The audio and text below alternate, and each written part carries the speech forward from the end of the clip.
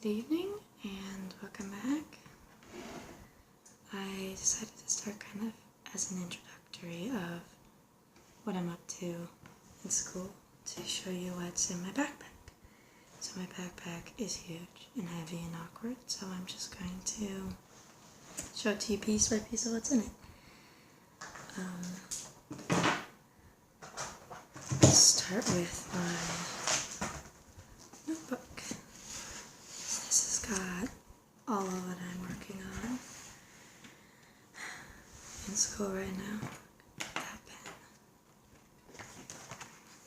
Starts out with pathophysiology, and this is probably going to be backwards to you because I'm using the front-facing camera, because I was using the regular, just like outward-facing camera, but my phone ran out of storage and turned off, and I didn't know, and I kept recording, and I finished, and I realized I only got 10 minutes in.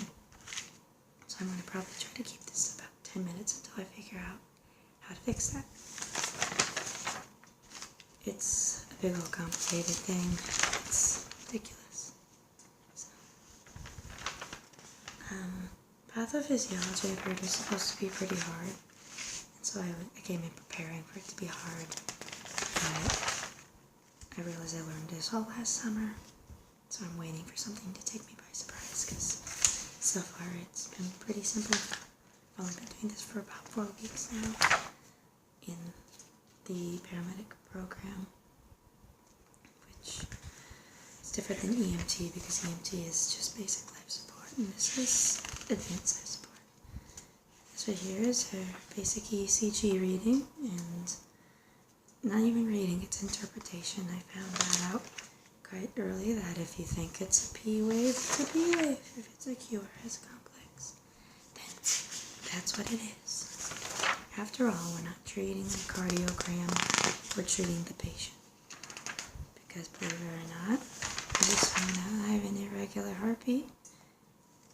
It's just it's not like AFib or anything, but it's just a sinoatrial. It's quicker. Every 4th and 5th beats quicker. Oh, a bookmark. 22 gauge. This came off a little needle for IV. I must have bookmarked something. So, Intro to Paramedicine turned out to be more of an in-class activity sort of program, course. We didn't do very much actual homework and note-taking. We talked a lot about communications, ethics, problems that paramedics face, such as like suicide and depression, and some of the dangers that come along with the job, scene safety, how to communicate, just taking care of yourself, and pharmacology. This is going to be the hardest. If you will see, these are my note cards for ECG, pathophysiology, and airway management. Not that much. Pharmacology, oh wait. We haven't gotten to the midterm yet. It's quite insane. We can go through those in a later video. A lot of paper sounds. I like paper sounds. But a lot of my notes. Everything's color-coded. And a whole bunch of basics. And then I got to math, which is primarily why I'm not becoming a cardiologist, because of all the math. Back into medications, we have a lot. I think we have 50-something to memorize. And patient assessment, which a lot of this turned out to be pretty simple. And then doing the back, the ambulance, star problems. Drew that in class. Let's go right there. So, book 1. It's my notebook. Maybe I can make it last 2 quarters. Boom. Okay. Sorry if that was loud. I'm kind of a loud person, so it's kind of funny I'd be interested in this. But this is Introduction to Advanced Pre-Hospital Care. So as you can see, paramedic. See, this is, if I had, you know how ambulance is written backwards so people can look in their rearview mirror and see it. If this was written backwards, y'all could read it. But right now,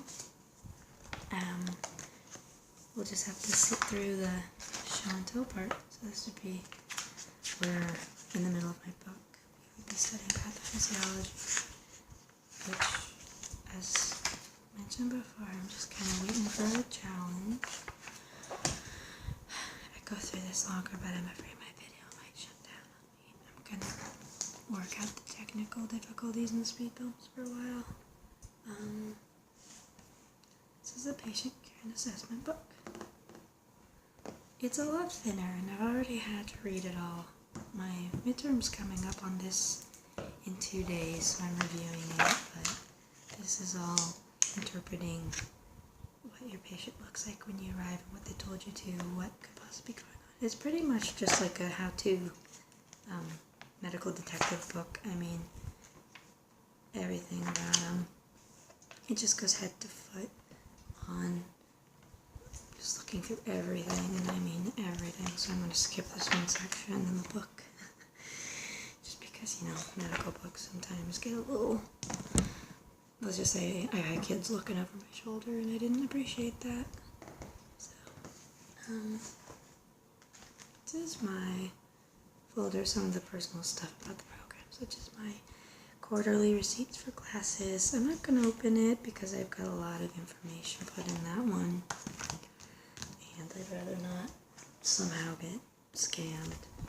This book is my most posh book that I have basic arrhythmias, because you know what's complicated about an irregular heartbeat, fixing it and whatnot.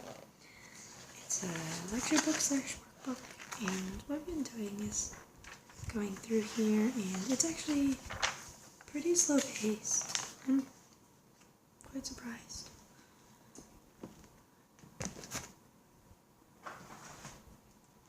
And in my little $1 notebook that I put my graded homework in. And this book causes me a lot of anxiety, pre-hospital pharmacology. It's also home to what I like to call my weekly billboard, which is where I put some of my to-dos. This one says urgent, so like my sticky notes make me panic more, which you know is healthy. Talking about medications, how they work. I found a guy who can finally help me out with some of my homework. It's the Calculate an IV drip. So like this one says, the doctor orders 2 milligrams per minute of lidocaine to be administered to a patient. You have a vial contains 1 gram of lidocaine in 5 milliliters. The ambulance carries only 250 milliliter bags of D5W, so that's 5% dextrose in water. Your administration set is a micro drip set at 60 drops per milliliter. And how many drops per minute will you adjust your administration set to? So that sort of fun stuff. It's a lot of units. So I found a guy who knows how to mess with the units and make it do what he wants, but do all that, and then all the rest is just talking about medications. All the ones we have to memorize. I've started making flashcards for him because I feel like that might help the most. I'm not failing because I didn't make flashcards. Okay. And then I'm thinking that my phone's gonna cut me off at about 10 minutes. It's a notebook of notes from a previous student, typed up and simplified. I bought this from her, she did sell it, and I thought, you know what, it's pretty simple, simpled down a bit, it'd be really easy to follow, so I've got that. I'm going to make a part 2 to this video and upload this real quick, so hope to see you following up on the part 2, and then if you want me to go more in depth with something, you can let me know, and we can go go through some flashcards, or I could tell you a story about my first call. I mean, anywhere really. I could just start wherever. Yeah, so ask me questions. I'm good at making charts. I'll make you a chart. So, hope to see you in a little bit. Bye.